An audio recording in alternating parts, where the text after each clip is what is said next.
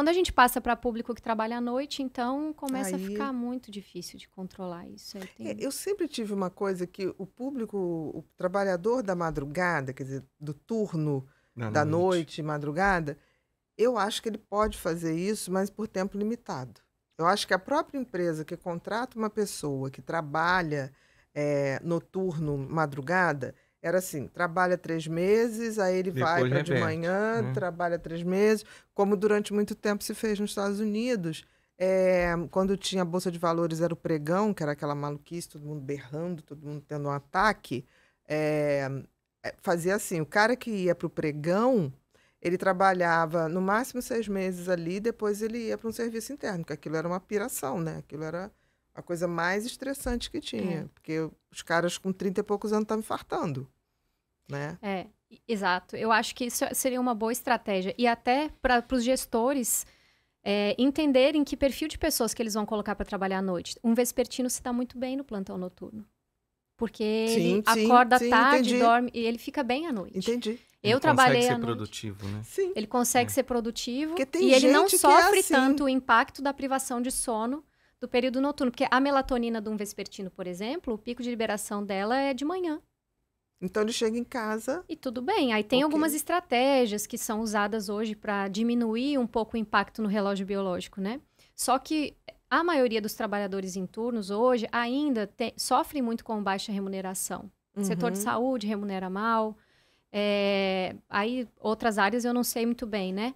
Mas normalmente são pessoas que têm 2 empregos, aí sai de um hospital, vai trabalhar para outro. Para compensar. Ou, assim, o horário comercial é das 8 às 18, né? Então a pessoa tem que ir no banco, tem que fazer supermercado, tem que cuidar de filho. Não é muito fácil. Eu trabalhei muito tempo à noite e eu tinha ainda condições, não tinha filho na época, eu tinha condições de fazer um horário, mas eu saía do plantão, ia dormir, mas assim, dormia das 9 à 1, depois eu ia pro laboratório fazer pesquisa, aí eu dormia em casa aquela noite, aí na noite seguinte eu ia pro laboratório de manhã para poder dormir à tarde, para dar o plantão à noite. Ainda assim, comecei a perder memória, desenvolvi uma gastrite, comecei a ficar doente. E aí... Você não é vespertina, você é matutina. Eu sou mais para matutina. Mais para matutina. Então o desgaste era muito maior. Muito, e a gente não tinha opção de escolha. Tinha que ir, era rodízio, sabe? Entendi. Então os profissionais tinham que rodiziar. E aí foi um dos fatores que me fez desistir de trabalhar em hospital. Muito foi isso, assim, a rotina estressante. Eu fico imaginando o técnico de enfermagem, né? Que às vezes ele tem uma noite inteira muito desgastante dentro do hospital, porque o hospital não para à noite. Não. E aí entra aquela coisa do salário, e aí sai dali, já vai para o plantão do diário.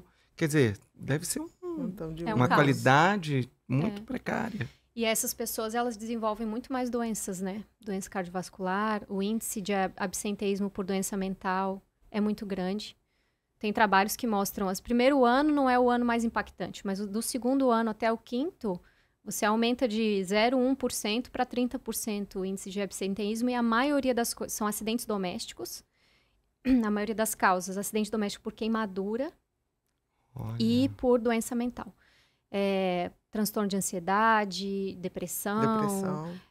Crises de bipolaridade, que são muitas vezes encadeadas por essa privação de sono. E você falou uma coisa muito interessante, né? Porque, assim, não necessariamente, não é a privação de sono que vai causar a bipolaridade, mas é o gatilho, que vai abrir aquelas pessoas que são geneticamente predispostas para isso. Né? E às vezes aqueles que estão controlados, né, ou estáveis, eles acabam entrando em crise muitas vezes por causa disso. A gente tem muitos psiquiatras hoje que encaminham para tratamento de distúrbio, porque distúrbio respiratório do sono é uma outra vertente muito prevalente, né? E quando diagnostica e tem, eles mesmos falam, a gente não consegue ter o mesmo êxito no tratamento se a pessoa estiver roncando, tendo apneia, faltando oxigênio, dormindo mal. E a prevalência de apneia do sono é 30% na população do Brasil. Então são mais de 70%. 30%? 33%. Isso quem chega a fazer uma polissonografia, tem 2%. acesso, né? 2%. 2%. Em média. Tá. Só. Então, tem... Só 2% que tem... Que sabem que tem. Que sabe sabe como procurar e ter acesso a tratamento. Que teve o diagnóstico. Eu estava conversando antes sobre isso. Então é muito mais. Assim, tem um estudo que foi feito na cidade de São Paulo, que foi muito bonito, muito bem feito, com mais de 1.000 pessoas aleatórias. Eles pegaram um censo da cidade, foram buscar essas pessoas em casa para fazer o exame. Então, não eram pessoas que foram procurar. Ótimo. Foram pessoas... Já é mais fidedigna. Que não eram referenciadas para um centro de sono. E aí, eles pegaram de 20 a 80 anos e foram avaliar a prevalência de distúrbio respiratório do sono. 33%. Então 33%. É mais confiável. Essa é a estatística de São Paulo que a gente extrapola para o Brasil. Sim, sim. Porque os outros estudos são americanos, aí eles falam lá de 2% a 4%, só que aí depois eles vão estratificando por grau de gravidade, aí muda esse percentual. E ela é mais prevalente nos homens do que nas mulheres, até a faixa etária dos 55 anos, que é quando a mulher entra na menopausa em geral. E aí ela tem um efeito muito significativo da perda dos hormônios. E aí ela começa a se igualar na prevalência, e quando chega na faixa etária dos 70 aos 80 anos, é 7 para 10, é 8 para 10. Muito altíssimo. Altíssimo. Então, 8 a cada 10 idosos, 7 a cada 10 idosos. É muita coisa. E eles já são cheios de outras comorbidades.